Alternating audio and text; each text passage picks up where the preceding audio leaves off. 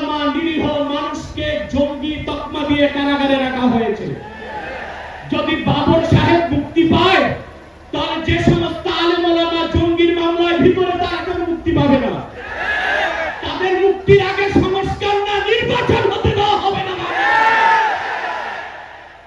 আমার সপ্তম দাবি, হেফাজতের পক্ষেই বাংলাদেশের সমস্ত মাসলাককে এক প্ল্যাটফর্মে আনা সম্ভব একটি দাবি আদায়ের লক্ষ্যে।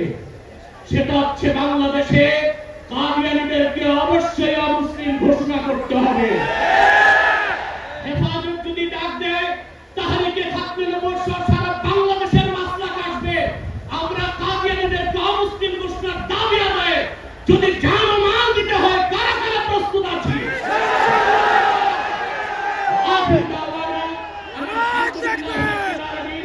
আসসালামু আলাইকুম ওয়া রাহমাতুল্লাহি তাআলা ওয়া বারাকাতুহু।